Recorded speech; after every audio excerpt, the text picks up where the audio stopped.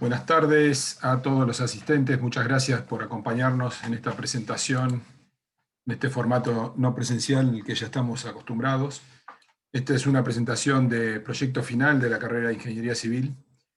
Este equipo trabajó sobre un proyecto vial, como bien dice el título que estamos viendo, la reconstrucción de una ruta que está situada un poco en el conurbano, digamos, en la zona de Canning, ahí.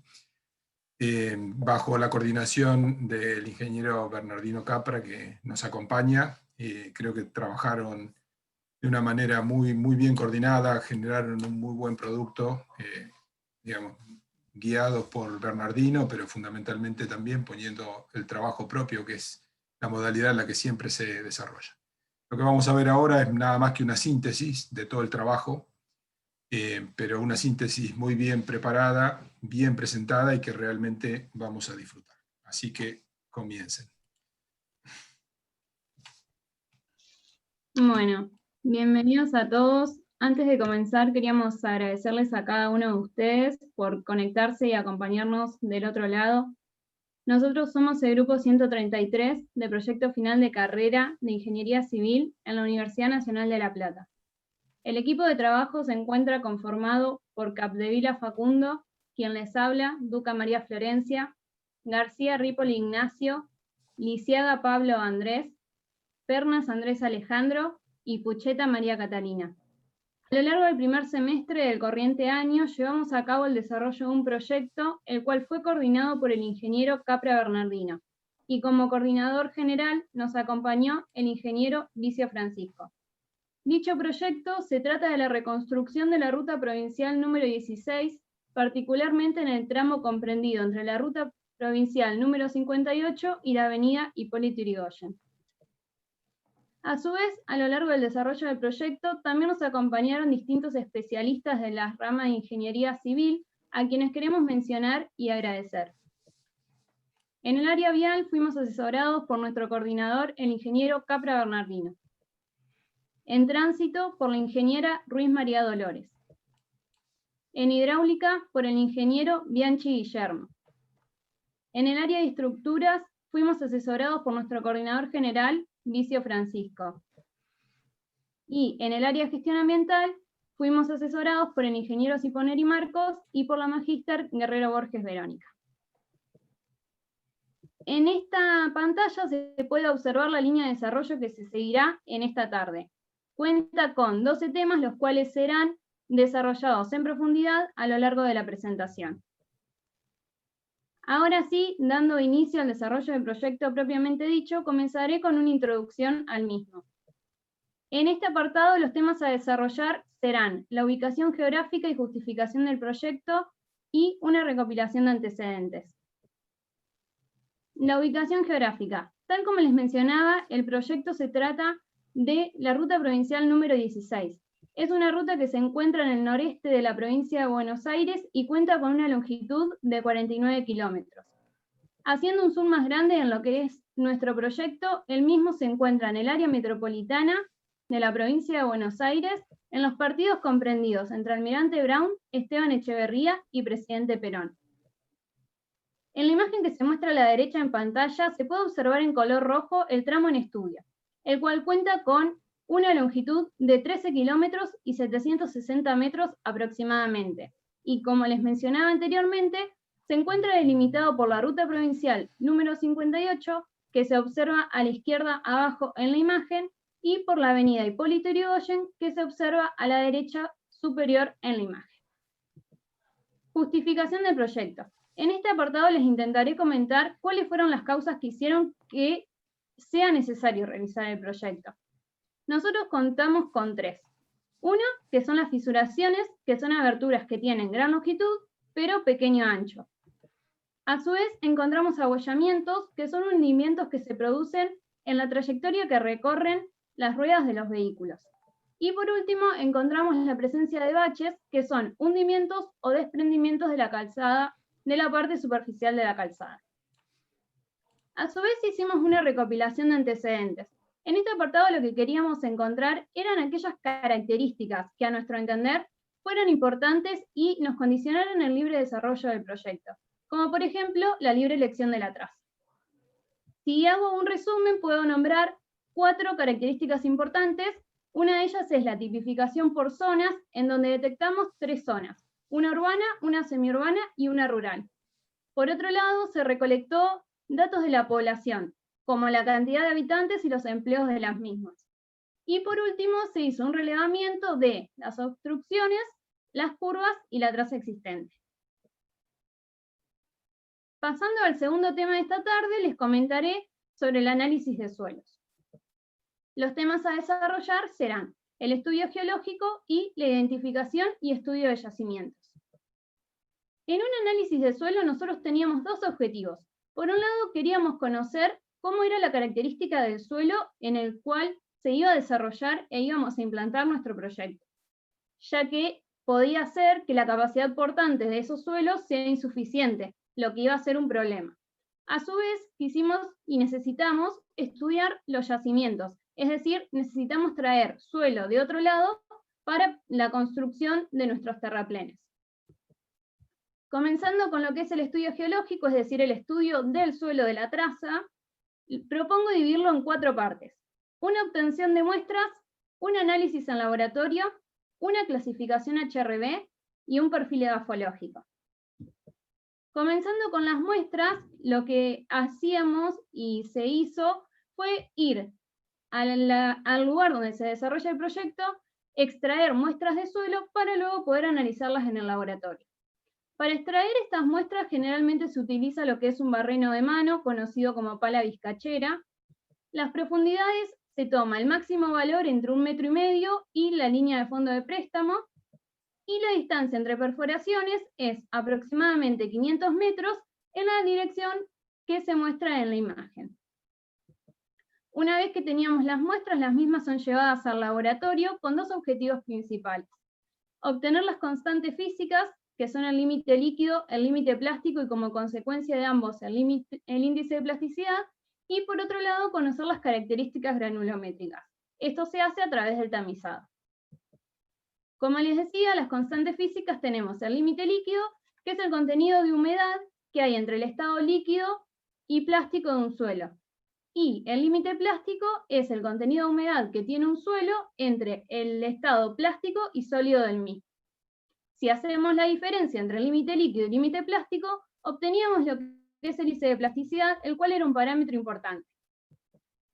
A su vez, les mencioné las características granulométricas, las cuales se obtienen a partir del método del tamizado, que consiste en hacer pasar el material por una serie de tamices con distintas aberturas. A nuestro interés teníamos el tamiz número 10, el número 40 y el número 200. Ahora sí, una vez que tenemos las constantes físicas y las granulométricas, estábamos en condiciones de realizar la clasificación HRB de los suelos. Para esto utilizamos la tabla que se muestra en pantalla, la cual nos permite agrupar a los suelos en 7 grupos, desde el A1 hasta el A7. Y para realizar dicha clasificación se ingresa de izquierda a derecha en la tabla, y la clasificación que le corresponde al suelo será la que primero cumpla con todos los requisitos. Como les mencionaba, tenemos las características granulométricas, las constantes físicas, y a su vez con estos 2 podíamos obtener el índice de grupo con la fórmula que se muestra en pantalla. Una vez que teníamos clasificados los suelos por grupo, la Dirección Nacional de Vialidad nos brinda signos convencionales. Estos nos permiten generar un perfil edafológico, en el que se ve a lo largo de toda la traza cómo es la calidad del suelo. Por último, como les comentaba, nosotros necesitamos estudiar los yacimientos. Los yacimientos son depósitos de suelo natural de gran calidad, y se recurre a un yacimiento en 2 circunstancias. Puede ser porque el suelo sea insuficiente o porque el suelo con el que se cuenta no sea apto para construir terraplenes. En nuestro caso, el suelo que teníamos era apto, pero insuficiente. Entonces, para comparar 2 o más yacimientos, aparecen los que son los parámetros técnicos, que son el destape, el espesor de manto aprovechable, el rendimiento y el coeficiente de compactación. Particularmente en nuestro proyecto teníamos las 2 alternativas que se muestran en la imagen izquierda, el yacimiento 1 y el yacimiento 2. Entonces lo que hicimos fue un análisis técnico-económico de estas dos alternativas, considerando 3 costos: el costo de destape y posterior tapado, el costo de extracción y zarandeo, y el costo de transporte. Entonces, lo calculamos para el yacimiento 1 y para el yacimiento 2. Como el yacimiento 1 fue el que arrojó menor valor, fue el yacimiento que adoptamos y que utilizamos a lo largo del proyecto. Le paso la palabra a mi compañero Andrés. Bueno, muchas gracias, Flor, y buenas tardes a todos. Conmigo van a ver el diseño geométrico de nuestro proyecto y, por lo tanto, vamos a ver los temas que vamos a ver en este momento, que van a ser la reglamentación, el relevamiento topográfico, la creación del modelo digital del terreno, el análisis del trazado, curvas horizontales, curvas verticales y perfiles tipo de obra básica. Comenzando con la reglamentación, nos basamos en las normas de diseño geométrico brindadas por la Dirección Nacional de Vialidad del año 2010. Y bueno, ahora vamos a ver lo que sería el relevamiento topográfico, que nos sirve para sacar datos de nuestro terreno y así poder definir las características geométricas que vamos a tener en nuestro camino. Para eso, un equipo topográfico va al camino y utilizando una estación total, genera datos digitales en 3D de nuestro terreno. Luego se procesan estos datos en una computadora y, ayudados por un software específico, como puede ser el CivilCAD 3D, podemos generar una superficie digital de nuestro terreno. Bueno, en este video a la izquierda podemos ver nuestro proyecto, en el cual se podrá ver una nube de puntos que tiene coordenadas Gauss-Kruger, lo cual nos permite anteponer un mapa digital y ver si lo relevado en campo coincide con la realidad. Una vez que vemos que esto está bien, podemos generar una triangulación entre estos puntos y generar una superficie de nuestro terreno, lo cual después nos permite hacer distintos tipos de análisis, como por ejemplo el análisis de curvas de nivel de nuestro proyecto. En la imagen de la derecha podemos ver estas curvas de nivel en un área de nuestro proyecto, en la cual cada línea de las rojas y las verdes representan una cota en dicho terreno. Continuando, hicimos un análisis del trazado actual de nuestro camino y descubrimos una zona conflictiva, la cual podemos ver ahora agrandada. En esta zona, los puntos 1 y 2 representan curvas de reducidos radios, por lo tanto, afectan a nuestra condición de seguridad para la velocidad directriz adoptada. Como podemos ver en la tabla de la derecha, tenemos radios de 60, 30 y 120 metros, lo cual no alcanza para cubrir nuestra velocidad directriz de 110 km por hora. Por lo tanto, decidimos rectificar nuestro trazado por la línea verde que se ve en la imagen de la izquierda. Continuando con las curvas horizontales, para resolver los encuentros horizontales de nuestro proyecto, recurrimos a tablas brindadas por la norma, en la cual, una vez definido el peralte de curvas y la velocidad directriz, podemos obtener de las mismas los radios mínimos absolutos y deseables, así también como las longitudes de espirales mínimas y los sobreanchos en curvas. Teniendo en cuenta estas consideraciones, obtuvimos 9 curvas horizontales en nuestro camino, de las cuales 5 son curvas con espirales y 4 son curvas circulares. Prosiguiendo, tenemos que definir los encuentros verticales en nuestro camino. En la mayoría de los caminos tenemos que interponer un perfil parabólico en cada encuentro vertical, pero en nuestro caso, debido a la planitud de nuestro terreno, cumplimos en un par de puntos verticales con la condición de pendientes mínimas, la cual para velocidades mayores a 80 km por hora dice que si la pendiente de salida menos la pendiente de entrada es menor a 40 sobre la velocidad directriz, o para velocidades menores a 80 km por hora, esta diferencia es menor a 0,5, si se cumple esta condición, podemos prescindir del diseño de la curva vertical. En la siguiente tabla se resumen nuestros puntos de intersección vertical, y en la columna de la derecha se puede ver que 4 de estos puntos cumplen con esta condición, y por lo tanto no necesitamos diseñar una curva vertical parabólica. el último paso es definir los perfiles tipo de obra básica que tienen que ver con la tipificación de las zonas de nuestro camino, en rural, semiurbano y urbano. En la zona rural, que va desde la intersección de la Ruta Provincial 58 y hasta la progresiva kilométrica 8100, tenemos este perfil, el cual tiene un ancho de zona de caminos de 70 metros, un ancho de calzada de 13 metros 30 y 3,65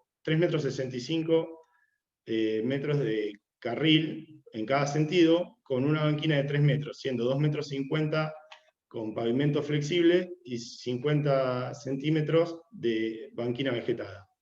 En la imagen de la derecha podemos ver el perfil rural, pero en la zona de desmonte. Es decir, cuando la rasante va por debajo del terreno, de la cota del terreno natural que hay actualmente. Luego, entre la progresiva 8100 y la 10.795, tenemos el perfil semiurbano. Este perfil tiene un ancho de zona de camino más reducido, de 50 metros, debido a las restricciones que brindan los edificios aledaños a nuestro camino. En cada sentido tenemos 2 carriles de pavimento flexible de 3,65 metros cada uno, y una colectora de 7,30 metros y pavimento rígido, lo cual nos permite dividir al tránsito primario de altas velocidades del tránsito urbano que va por colectoras y no entorpece las velocidades directrices del carril principal. Luego pasamos a la zona urbana. Desde la progresiva 10.795 hasta la intersección con la avenida Hipólito Yrigoyen, tendremos este perfil, el cual tiene aún menor ancho de zonas de camino debido a la densificación de las edificaciones alrededor del proyecto, y este perfil tiene en un mismo carril y en un mismo sentido, 2 carriles de 3,65 metros para el tránsito primario, y separado por divisores de tránsito, tenemos un carril de 3,65 metros para el tránsito urbano y 2,60 metros de zona de estacionamiento. Con todos estos datos podemos cargar nuestro programa, es decir, el Civil 3D del que les hablé anteriormente, y sobre la superficie que habíamos relevado en el campo, podemos diseñar nuestro camino. En este video se puede ver cómo quedaría, por ejemplo, una curva a la izquierda diseñada en el programa. Haciendo esto para todo el camino, podemos sacar planos de la planialtimetría de obra, perfiles transversales, y también el cálculo de volúmenes y de materiales, que es muy importante para el presupuesto de la obra. Hay que llegar a una situación de compromiso entre la exactitud que queremos obtener con el programa en el cálculo de volúmenes y el gasto computacional que este tiene, ya que si no se puede generar un modelo demasiado pesado para poder trabajar con él. Ahora le cedo la palabra a mi compañero Pablo. Bueno, muchas gracias, Andrés. Yo les voy a comentar los puntos 4 y 5, que son el estudio de tránsito y el cálculo estructural de los pavimentos. Dentro del estudio de tránsito vamos a desarrollar lo que es el tránsito futuro, la composición y el cálculo de los ejes equivalentes. Respecto del tránsito futuro, lo que observamos en pantalla son las proyecciones del mismo hacia el final de la vida útil de nuestra obra. Como vemos en la línea azul, se observa el tránsito existente y su crecimiento normal, en línea roja el tránsito existente más el atraído y su crecimiento, y en línea naranja el tránsito existente más el atraído, más el generado y el crecimiento. Los datos de inicio de las proyecciones son en el año 2016, que es el dato más actualizado que nos aportó Vialidad de la Provincia de Buenos Aires, considerando un periodo constructivo de 2 años, y la proyección desde 2016 hasta el 2020, se llegó finalmente al tránsito medio diario anual de diseño, que es de 16.164 vehículos por día. Este está referido al final de la vida útil.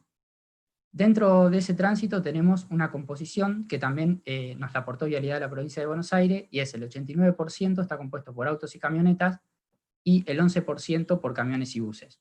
Dentro de ese 11% tenemos un 2% que son camiones con semirremolque, otro 2% camiones con acoplado, y el 7% restante, que suma el 11% total, son camiones buses, es decir, camiones ligeros. En la tabla lo que observamos son las distintas categorías que vamos a considerar para el cálculo de los ejes equivalentes de carga. Como se observa, la categoría 2 en la imagen está compuesta por un camión tipo de 2 ejes con un eje simple y uno doble, que puede cargar 6 y 10,5 toneladas respectivamente. En las siguientes imágenes se observan las categorías 3B y 4A, que son distintas tipologías de camiones con distintas distribuciones de ejes y cargas. Finalmente, como ejemplo, voy a comentar el caso de la categoría 2 con un eje con código 1, que posee una carga de 6 toneladas por eje. Si analizamos la composición durante toda la vida útil, nos daría una cantidad de ejes de aproximadamente 3 millones, que multiplicados por el factor equivalente de 0,262 nos darían aproximadamente 700.000 ejes equivalentes.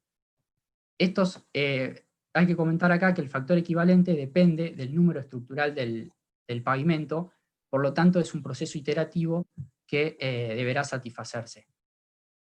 A continuación, voy a hablar del paquete estructural y los temas a desarrollar son los siguientes: la metodología de cálculo, las variables de diseño, los resultados y los espesores. La metodología de cálculo que vamos a utilizar es la metodología Ashton 93, que para pavimentos flexibles utiliza esa ecuación. En cambio, para pavimentos rígidos, la ecuación cambia y es la que se ve en la esquina inferior.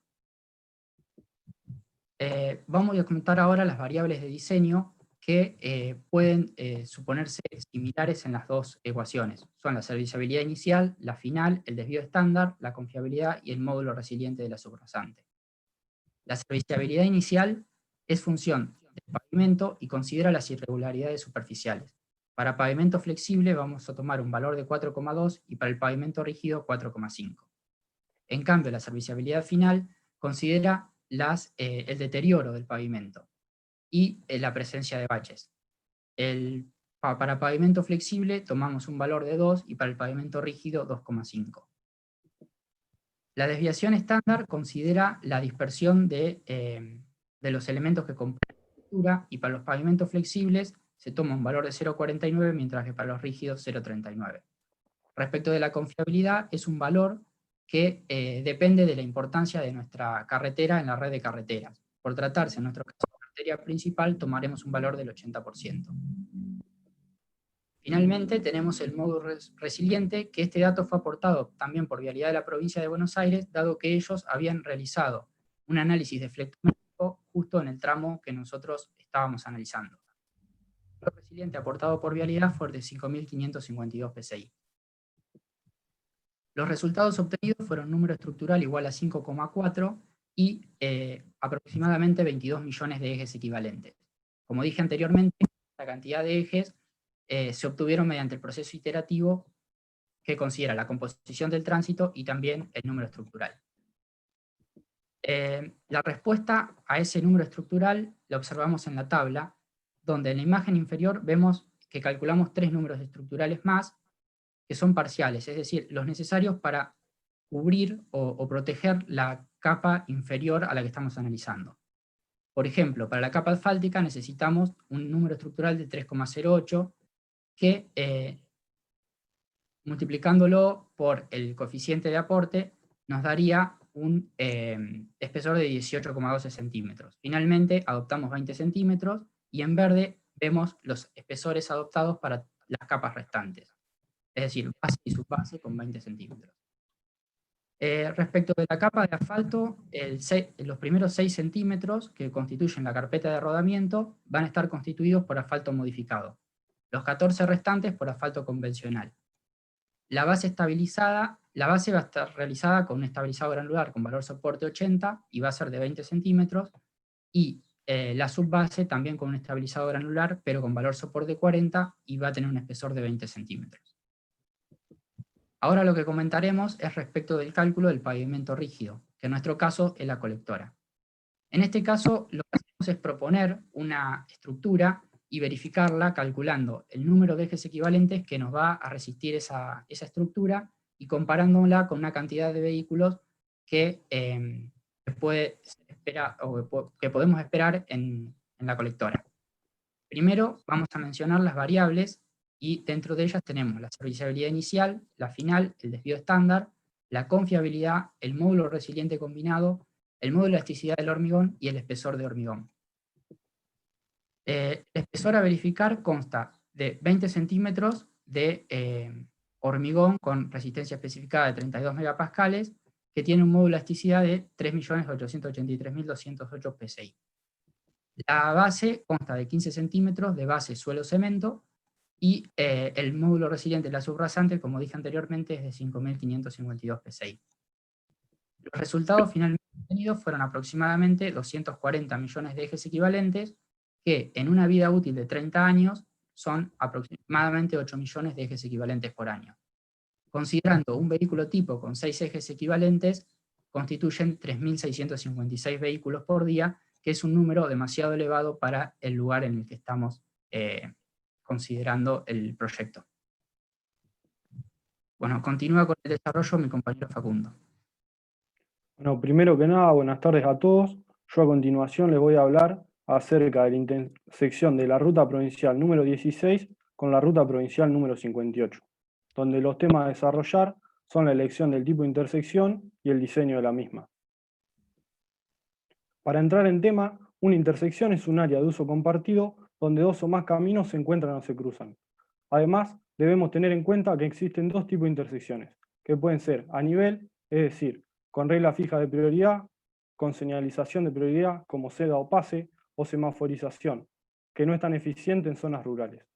El otro tipo de intersección son las intersecciones a distinto nivel, que pueden ser con separación de niveles, es decir, un cruce puro como el que se observa en imagen, o distribuidores de los que les hablaré más adelante. Para la elección del tipo de intersección tuvimos en cuenta una serie de factores, que dentro de los más importantes tenemos al tránsito, al entorno físico y a los factores económicos. Como la intersección se encuentra en una zona rural llana, donde el entorno físico y el costo del terreno necesario no generan grandes restricciones, con el gráfico que aparece en pantalla podemos obtener una posible solución. La misma es una separación de niveles, la cual materializaremos a través de un distribuidor, que como dije anteriormente, es un tipo de intersección donde por lo menos en el cruce principal es a distinto nivel, la conexión se realiza a través de ramas que eliminan el lento giro de las intersecciones a nivel, lo cual le provee la suficiente capacidad al eliminar las detenciones sobre la calzada. Esto genera una mayor seguridad y confort de circulación, pero a un alto costo de infraestructura. El diseño de los distribuidores debe ser lo más sencillo posible, de modo de facilitar la señalización y la comprensión por parte de los usuarios. Los distintos tipos de distribuidores, el que mejor se adapta a nuestro proyecto es el que aparece en la imagen y se denomina distribuidor tipo trompeta, que nos brinda las siguientes ventajas. Posee una alta capacidad, permite alta velocidad en el movimiento, requiere una sola estructura y no presenta zonas de entrecruzamiento. Para lograr las ventajas mencionadas anteriormente, tuvimos que realizar un correcto diseño de ramas, accesos y egresos y carriles de cambio de velocidad. Para el diseño de ramas, a partir de la velocidad directriz del camino y la velocidad directriz adoptada para las ramas, podemos obtener un radio mínimo. Una vez adoptado el radio, obtenemos los peraltes con la velocidad directriz de las ramas. Y finalmente, tenemos las secciones transversales de las ramas, donde la principal diferencia para las ramas semidirectas y directas con el rulo es el ancho de la calzada. En las primeras, el ancho es de 4,5 metros, mientras que en el rulo posee un sobreancho de 1 metro, de modo de permitir el giro de los semirremolques. En el diseño de accesos y egresos, tuvimos en cuenta el plano V2 provisto por el Atlas de la Dirección Nacional de Vialidad, donde la principal restricción es que el ángulo de ingreso o egreso no sea mayor a 15 grados. Finalmente, los carriles de cambio de velocidad son aquellos que nos permiten desarrollar velocidades adecuadas para el ingreso al camino ramas. Por lo tanto, deben ser similares al resto de los carriles, es decir, poseen un ancho de 3,65 metros igual al resto de los carriles y su longitud depende tanto de la velocidad directriz de las ramas como la velocidad directriz del camino, finalizando con una cuña de 110 metros para carriles de aceleración y de 80 para los de desaceleración. Los manuales que utilizamos en este punto fueron los capítulos 5 y 6, más el Atlas de la Dirección Nacional de Vialidad. A continuación, le paso la palabra a mi compañera Catalina. Gracias, Facu. Buenas tardes a todos. Seguimos con el estudio de impacto ambiental. Los temas que vamos a desarrollar son la identificación y valoración de impactos y la proposición de medidas. Para la identificación de impactos, lo primero que se debe determinar son las actividades impactantes, las cuales se van a encontrar en la etapa de construcción, como por ejemplo la construcción del paquete estructural, y en la etapa de operación, el funcionamiento del sistema vial y el proceso de mantenimiento.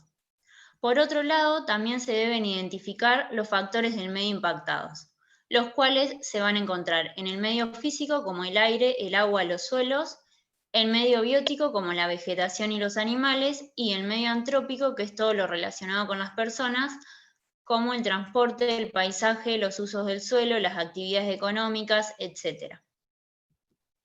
Para la valoración de impactos, la metodología que se utilizó fue cuantificar diferentes parámetros como son la duración, el carácter, el tiempo, la intensidad, la extensión, la capacidad de recuperación y la certidumbre.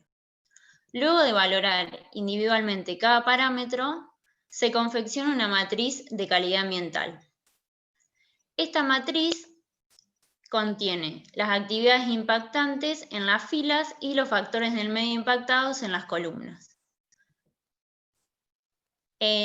Este parámetro se cuantifica con valores de -10 a 10, siendo los positivos en una escala de verdes y los negativos en una escala de rojo.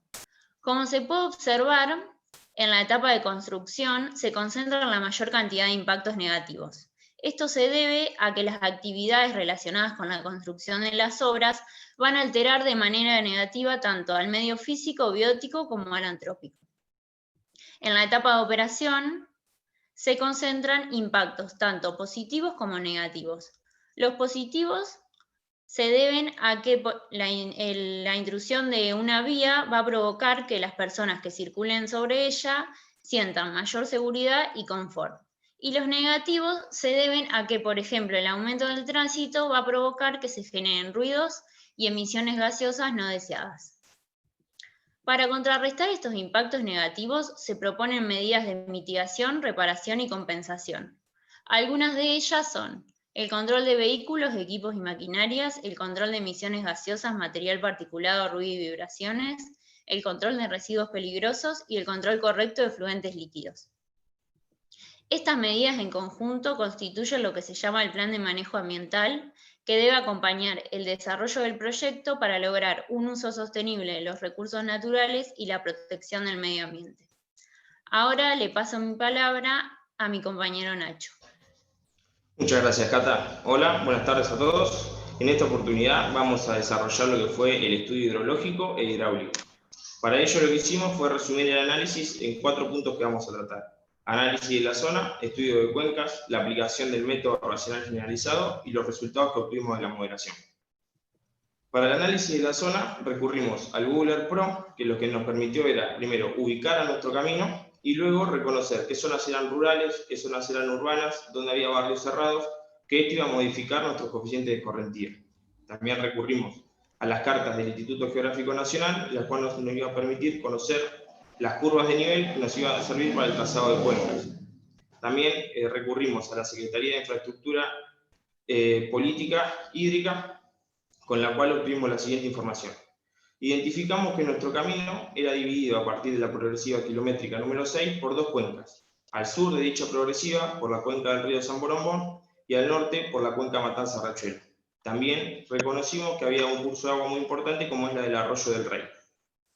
Para el estudio de cuencas, lo que hicimos, como ya habíamos dicho, que nuestro camino era atravesado por 2 cuencas, y como ocupa una pequeña fracción de ambas cuencas, hicimos un estudio de las subcuencas, reconociendo qué áreas aportaban caudal en los puntos más bajos de nuestro camino. Y según este análisis, lo que identificamos fueron 5 subcuencas para la cuenca Matanza-Riachuelo y 2 subcuencas para la cuenca del San Borombón. Con todo esto estábamos en condiciones de poder aplicar el método racional generalizado, el cual nos permite estimar un caudal máximo de diseño a partir de una lluvia de una intensidad determinada. Utilizamos los datos de la estación de Villa Ortúzar y con eso confeccionamos las curvas IDF, de intensidad, duración y frecuencia. Eso, más los datos extraídos del estudio de cuenca, aplicando el desarrollo matemático que ven ahí, obtuvimos los caudales de diseño, que para cumplir con la normativa de vialidad calculamos dos caudales, el caudal de diseño y un caudal de verificación para una lluvia o una recurrencia mayor. Como podrán ver, en la subcuenca 3, ambos caudales son mayores a los demás, y esto se debe a que en ese punto era donde escurría el arroyo del Rey. Con estos datos, procedemos a la modelación, para lo cual utilizamos el H8 para el dimensionado de alcantarillas y el H canales para el dimensionado de la sección del canal, por donde va a escurrir el arroyo del Rey, que va a estar debajo del puente. Para el H8 lo que hicimos fue variar ciertos parámetros, como puede ser cota de entrada, salida, dimensiones de las alcantarillas y número de alcantarillas, para evitar dos cuestiones. Primero, alejar el agua de nuestros taludes y el paquete estructural, y por otro lado, evitar la formación de algún fenómeno hidráulico dentro de la sección de alcantarilla. Y con el H canales lo que se busca es una altura adecuada para que la cota del pelo de agua para la crecida máxima quede por debajo de la cota de la rasante del proyecto. Con todas estas consideraciones hechas, obtuvimos los siguientes resultados. Optamos por secciones de alcantarillas múltiples, que dependiendo de la subcuenca en la que nos encontremos, vamos a tener diferentes diámetros y diferentes números de alcantarilla, y para la subcuenca 3, que era donde iba a estar el puente, optamos por una sección de canal trapezoidal de tierra con una luz de 20 metros y una altura de 1,6 metros. En la siguiente imagen podrán ver un corte esquemático de cómo serían las secciones de alcantarilla, con todas las características acotadas para cumplir con la normativa de vialidad. Ahora los dejo con Catalina. Gracias, Nacho. Seguimos con el tema estructuras. Los ítems que se van a desarrollar son la reglamentación, la ubicación, la descripción de los puentes, el análisis de carga, el cálculo y los métodos constructivos. Comenzando con la reglamentación, se utilizó el CIRSOC 801, que es el Reglamento Argentino para el Diseño de Puentes Carreteros, y el CIRSOC 201, que es el Reglamento Argentino de Estructuras de Hormigón. También utilizamos el libro del ingeniero Somenson, Estudio y Proyecto de Puentes de Hormigón Armado. Los puentes se encuentran ubicados sobre la traza de la ruta provincial número 16. El primer puente se encuentra sobre el distribuidor, intersección con la ruta provincial número 58, y es coincidente con el inicio del proyecto. El segundo puente se encuentra sobre el arroyo del Rey, en la progresiva 10.919. El puente sobre el distribuidor es un puente que tiene una longitud de 40 metros, constituido por dos tramos de 20 con una pila en el medio y un ancho total de 14,5 metros. Es un puente tipo viga con 6 vigas y de hormigón pretensado, y se diseñó un estribo abierto, ya que son los que se recomiendan para las intersecciones a distinto nivel. El puente sobre el arroyo es un puente que tiene una longitud de 20 metros y tiene la particularidad de que son dos puentes exactamente iguales en espejo. Se diseñó de esta forma para darle continuidad al perfil transversal que se encuentra en esa zona del camino. El ancho total es de 20,6 metros. También es un puente tipo viga con 5 vigas y de hormigón pretensado en cada puente, y se diseñaron estribos cerrados con alas a 45, que son los que se recomiendan para los cruces sobre cursos de agua. Para el análisis de carga se consideraron cargas permanentes, siendo estas las estructurales como el peso de las vigas y de la losa, y las no estructurales como el peso del asfalto, veredas y barandas. Por otro lado, se consideró la sobrecarga vehicular como la carga carril y el camión de diseño. En la imagen se observa el camión tipo, que está reglamentado por el CIRSOC y que en cada eje se determina cada peso. Para comenzar por el cálculo, la superestructura es todo lo que se encuentra por encima de los apoyos. En nuestro caso tenemos vigas y losa. Lo primero que se realiza es predimensionar las secciones transversales siguiendo los lineamientos del libro del ingeniero Somenson. Luego se modela en el programa SAP 2000, se cargan los materiales utilizando un hormigón H30, las dimensiones, las combinaciones y las cargas. Para el modelado de trenes de carga, se comienza con la carga carril y se modela una carga uniformemente distribuida en un ancho de 3 metros por cada carril. Y el camión de diseño, como se observa en la imagen, las distintas posiciones del camión para simular el tren de cargas. Una vez que se modeló el tren de carga y se cargaron las combinaciones, se calculan las solicitaciones máximas. Luego se calcula la armadura y se verifican las tensiones reglamentarias. En el caso de la viga, se verifican tanto como la armadura pasiva como la activa. Siguiendo con los apoyos, son los elementos que vinculan la superestructura con la subestructura. Se diseñaron apoyos de neopreno sunchado, los cuales se predimensionó y se adoptó una sección, y luego se verificaron deformaciones según las cargas verticales y horizontales que solicitaban al elemento.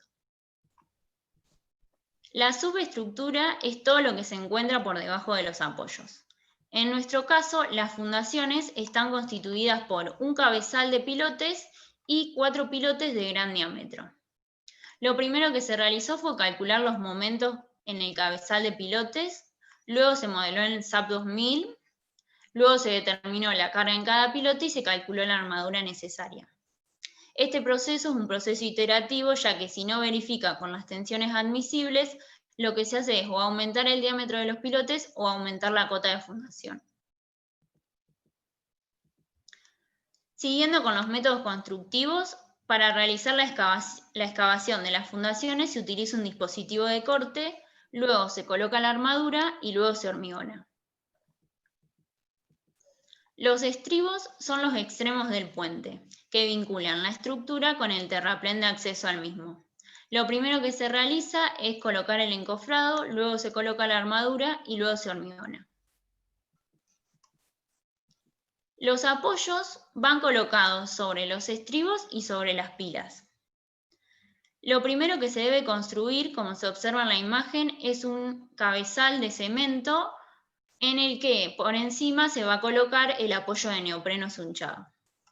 Las vigas son prefabricadas y son transportadas ahora mediante camiones, y luego son montadas sobre los apoyos mediante grúas.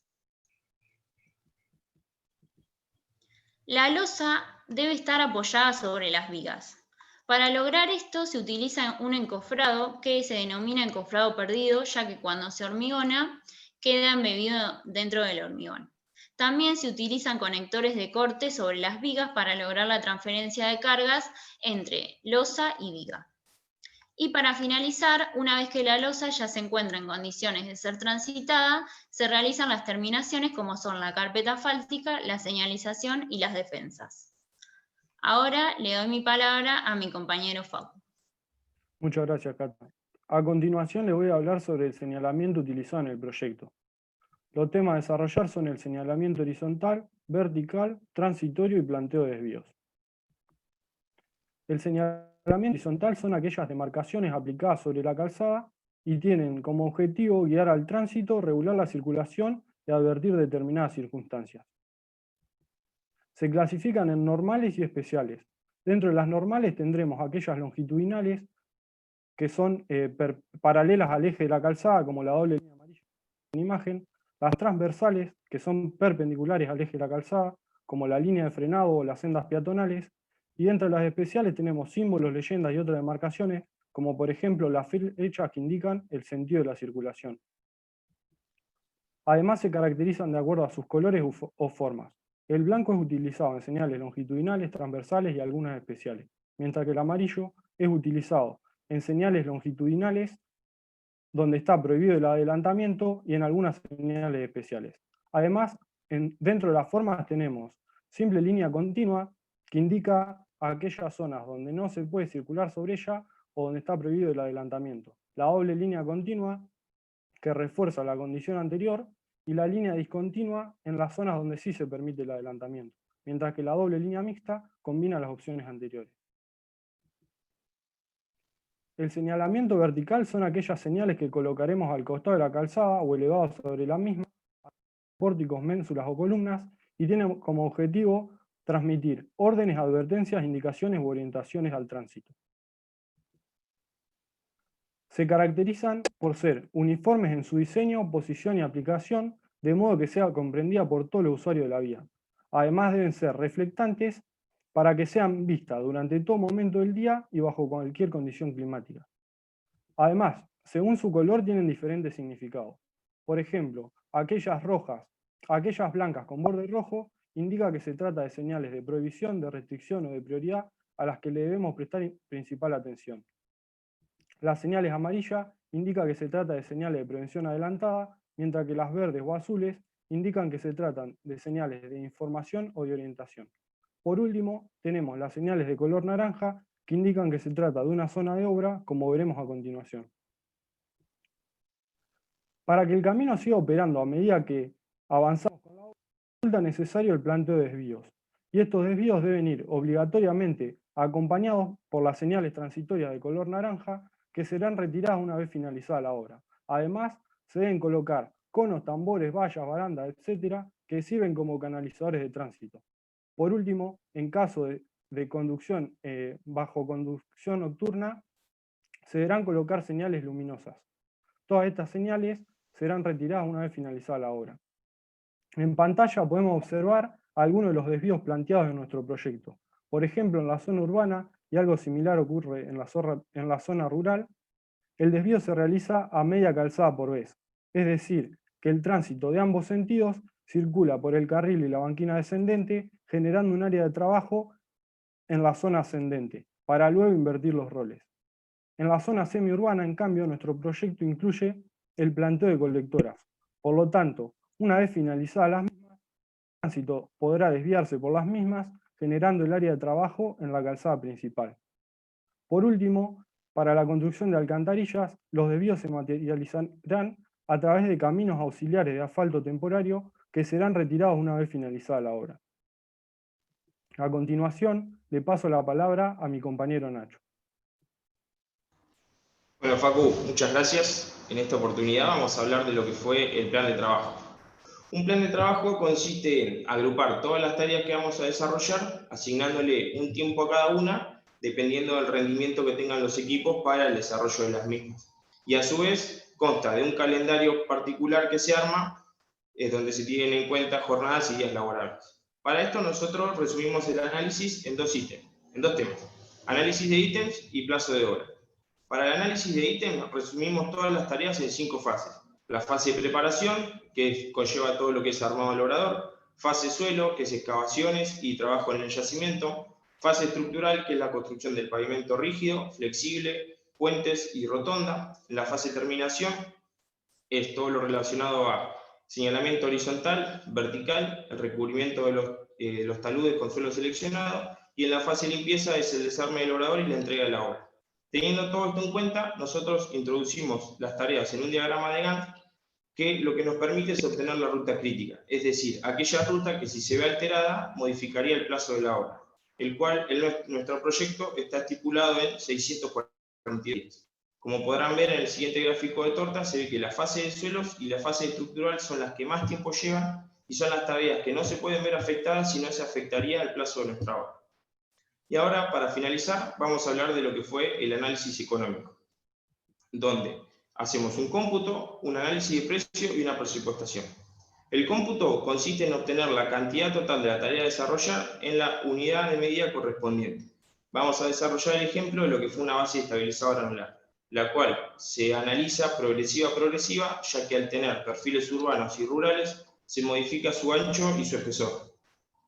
Para el análisis de precio, lo que debemos hacer es obtener el costo de la unidad, y para ello recurrimos a 2 rubros. El rubro básico, que conlleva el precio de los materiales, mano de obra, transportes y equipo, y el rubro complementario, que es lo relacionado a gastos generales, gastos financieros, beneficios y gastos impositivos.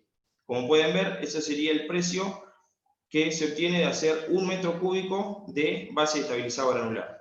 Ahora solo nos restaría hacer el producto del cómputo por el precio unitario, para tener el precio del ítem, y con eso podríamos obtener, extendiendo ese análisis a los 44 ítems que vamos a tener en la obra, el presupuesto total de la obra, el cual está estipulado en un valor en pesos de 1.010.996.958,73, lo que arroja un valor en pesos por kilómetro de 76.590.678,69, lo que equivale a un precio en dólares de 12.961.499,47, lo que da un precio en dólares por kilómetro de 981.931,77. Esto, para que se den una idea, equivale al precio de 350 camionetas Hilux. Ahora, a modo de resumen, vamos a mostrar un video de cómo quedaría nuestro proyecto una vez finalizado.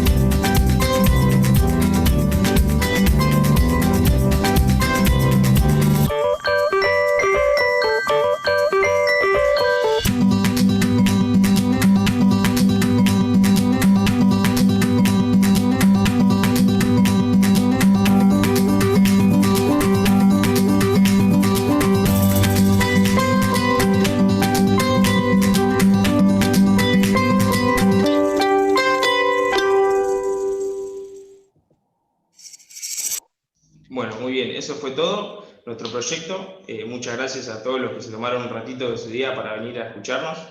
Quiero agradecerle a los docentes, a los que están y a los que no pudieron estar, por todo el apoyo que nos dieron a lo largo del año.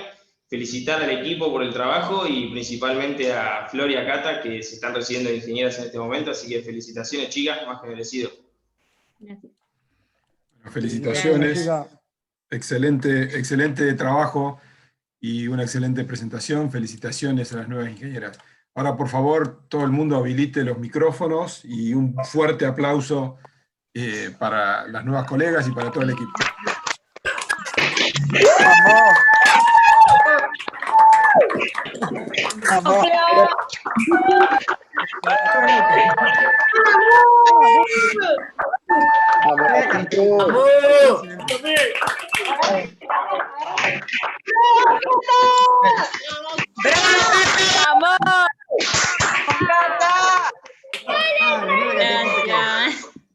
Felicitaciones. Felicitaciones. Felicitaciones. No.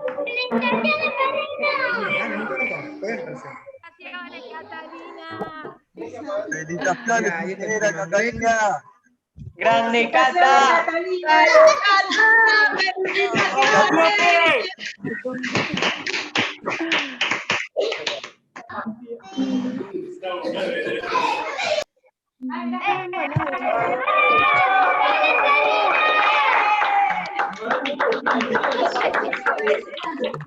Se fue, nos vemos.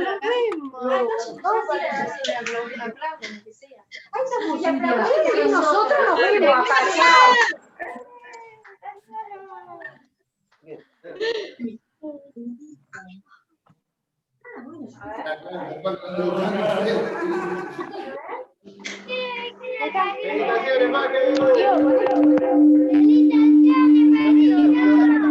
Para nuestra familia. Felicitaciones, hijo.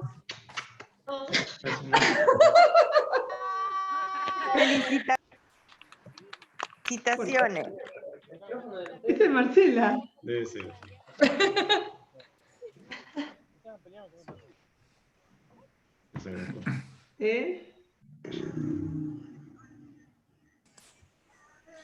Bueno, puede ser que esto se repita cuando volvamos a la presencialidad, ¿eh? Estamos hablando, así que si tienen ganas de hacerlo nuevamente, esa es una buena alternativa.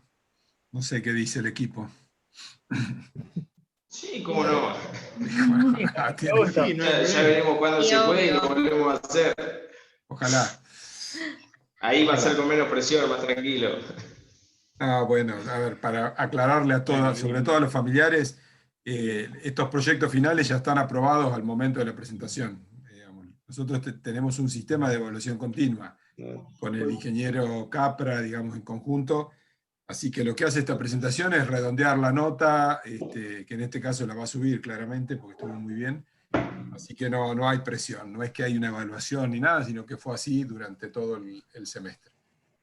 No sé, Bernardino, si querés agregar algo, digamos, sobre el trabajo. No, muy contento. Buenas tardes a todos. El equipo anduvo bárbaro bajo esta modalidad. Me sorprende muy gratamente ver cómo coordinan la presentación, ya que vos, María Florencia, ibas pasando la filmina. No sé cómo hacen. Me superó ya la tecnología y bueno, me encanta ese... Yo siempre digo cuando comienzan los equipos a trabajar con nosotros que el desafío más importante para ellos es trabajar en equipo, porque hasta esta materia vienen trabajando cada uno en su materia, se juntan a estudiar, pero no hacen un trabajo de principio a fin en un cuatrimestre, y esta es la materia en la que se ve la madera con la que están hechos. Si fracasa en el equipo no es por falta de conocimiento, sino por falta de articulación entre ellos. Noté un equipo muy cohesivo, con muchas ganas de trabajar. Bueno, esta fue la modalidad, yo lamento que no haya sido presencial, pero bueno, ya vendrá esa época nuevamente y me emociona ver cómo lo siguen todos los familiares y se reciben, bueno, y ahora festejar. Así que felicitaciones nuevamente, muchas gracias por el aguante. Gracias, Berna. Gracias, Berna. Gracias, profe. Muchas gracias.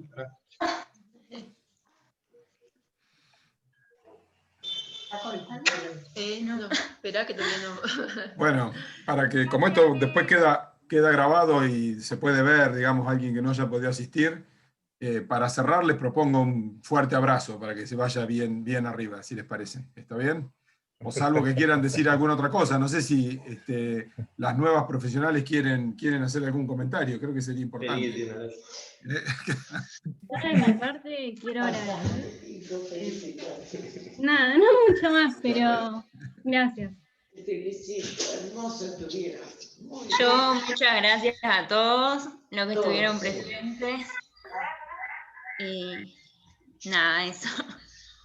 Gracias a los profesores que siempre estuvieron.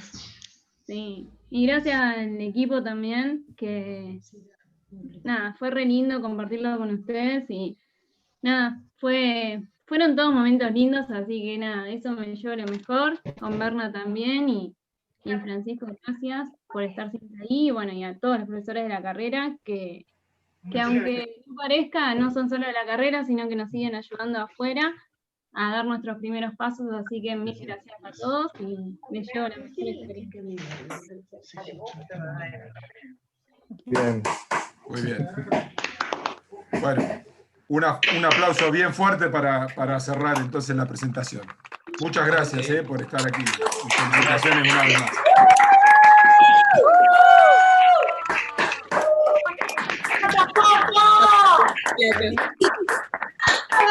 Hasta la próxima. Hasta la próxima. Hola, Chu.